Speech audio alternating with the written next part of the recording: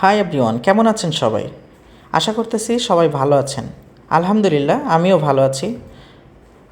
এটা একটা পার্সেল, এটা ইউএস থেকে পাঠিয়েছে, অ্যানাস্টাসিয়া পাঠিয়েছে। তো আসলে আজকে দুপুরে ঘুমিয়েছিলাম, তো হঠাৎ ডেলিভারি ম্যান আমাকে ফোন দেয় যে স্যার আপনার একটা পার্সেল আছে, তো এটা কখন রিসিভ করবেন? তো আমি একটু অবাকই হয়ে যাই, কারণ আমি আসলে কোনো কিছু লাস্ট 7 ডেজ অথবা 10 ডেজ আমি কোনো পার্সেল কোনো প্রোডাক্ট অর্ডার করি নাই। তো হঠাৎ পার্সেল আসতেছে, একটু অবাকই হলাম যে কেন আসলো। হয়তো ভুলে কেউ অর্ডার দিছে, সেটা আমার কাছে আসছে, অথবা আমারই ভুলে চাপ লাগে, হয়তো কোনো অর্ডার কনফার্ম হয়েছে। তো প্যাকেটটা হাতে নেওয়ার পরে যা হবার তাই।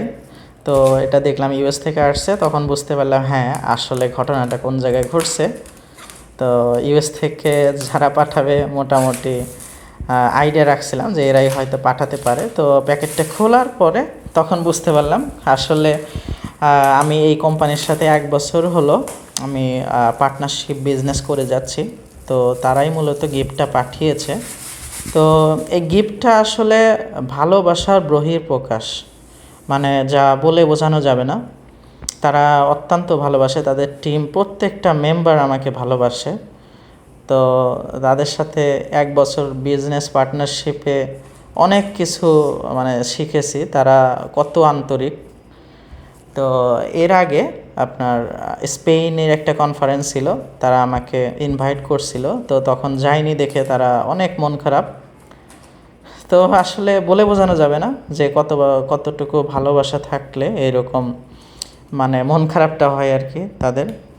তো তারা এর আগেও অনেকবার ইনভাইট করেছে তাদের অফিসে জয়েন করার। তো লাস্ট রিসেন্টলি আবারও রিকোয়েস্ট করেছে আসেন, ইউএসএ আসেন, আমাদের অফিসে জয়েন করেন। তো আসলে ফ্যামিলি থেকে বাইরে যাওয়া থাকা মানে যে থাকা আমার পক্ষে আসলে খুবই কষ্টকর। আমি কখনো যাইও নাই আমার লাইফে, এবং আমি কোনো দিন চিন্তাও করি না যে আমি আমার গ্রাম ছেড়ে অন্য কোথাও যেয়ে থাকবো আর কি। এরকম কোনো প্ল্যান নাই। আমার জন্ম এখানে হয়েছে, আমার মৃত্যু যেন এরকম এখানেই হয়। তো এইভাবেই আমি মানে চিন্তা করি আর কি, সব সময় আমার ফ্যামিলির সাথে থাকার চিন্তা করি। তো যাই হোক, তারা গিফটটা পাঠিয়েছে, আমার ফেভারিট জিনিস পাঠিয়েছে, সেটা হচ্ছে চকলেট আর হচ্ছে কফি অ্যান্ড কফি মগ। তো আসলে এটা মানে অন্যরকম একটা ভালো লাগা, কারণ তারা এত দূর থেকে পাঠিয়েছে।